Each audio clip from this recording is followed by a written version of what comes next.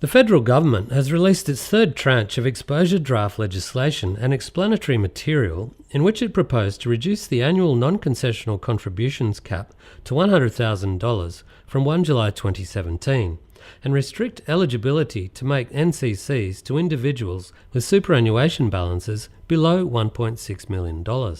This annual $100,000 cap replaces the originally announced lifetime cap of $500,000. Those under age 65 at any time during the financial year will still be able to bring forward 2 or 3 years future NCC cap entitlements depending on their total superannuation balance. The proposed rules effectively allow the use of the existing NCC rules up until 30 June 2017.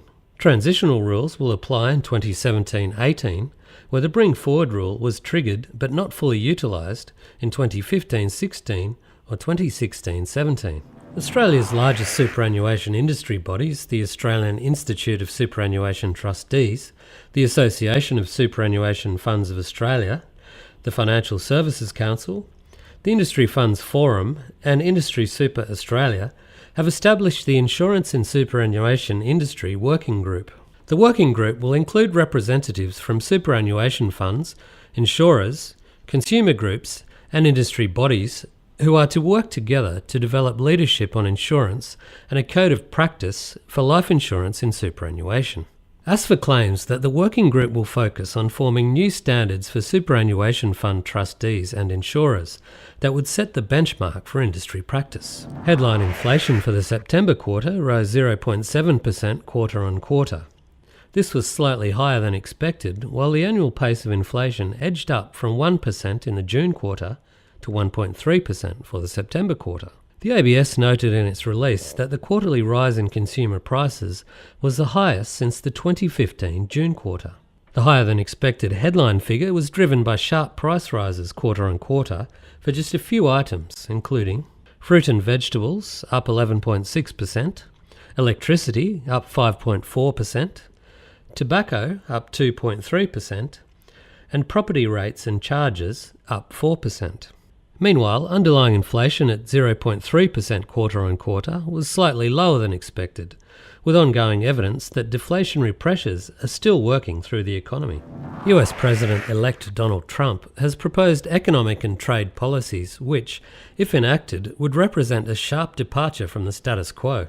These include sharp cuts in income and business taxes, renegotiation of key trade agreements, and potential tariffs on goods imported from China and Mexico, and the large-scale deportation of illegal immigrants. Trump's key economic proposals, as announced so far, can be broadly categorised under the headings of taxation, significant personal tax cuts including a cut in the top marginal tax rate to 33% from 39%, and a cut in the corporate tax rate to 15%. Government spending, lower non-defence discretionary spending, but increased spending on defence, veterans and infrastructure. Budget deficit. The large fiscal stimulus program is likely to lead to a higher budget deficit and public debt. Trade. Renegotiating free trade agreements and proposing various protectionist policies, for instance tariffs of 45% on Chinese goods and 35% on Mexican goods, and reducing industry regulation. The US economy recorded its fastest rate of expansion since the third quarter of 2014, with a seasonally adjusted annualised rate of 2.9% for Q3 2016. GDP growth for the September quarter was more than double the previous period's 1.4% increase, and followed averages of just 1.1% over the first 2 quarters of the year. ASIC recently released Report 499, Financial Advice, Fees for No Service, as part of its wealth management project looking into the conduct of large-scale financial firms. Rep 499 summarises ASIC's work to help ensure customers are compensated fairly. It identifies systemic failures relating to instances where customers were charged a fee to receive an ongoing advice service, but were not provided with the service. ASIC found that the service was not provided because the customer did not have an advisor allocated to them, but was charged a fee for ongoing advice, usually by deduction from the customer's investment products, or the advisor allocated to the customer failed to deliver on their obligation to provide the ongoing advice service and the licensee failed to ensure that the service was provided.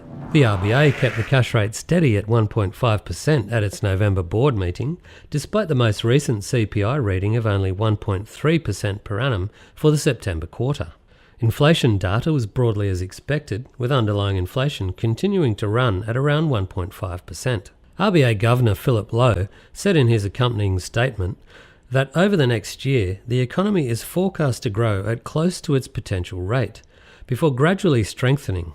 Inflation is expected to pick up gradually over the next 2 years. CommSec's most recent quarterly report states that New South Wales retained its position as the best performing economy in Australia.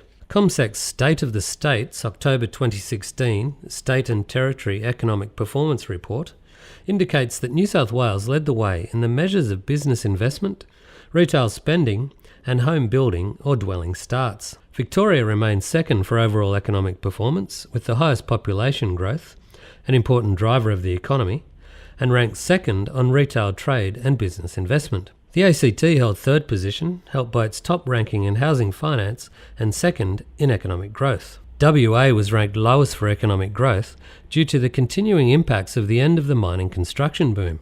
However, the report noted that recent improvement in resource prices, along with record volumes of mining exports, should lift that state's income levels.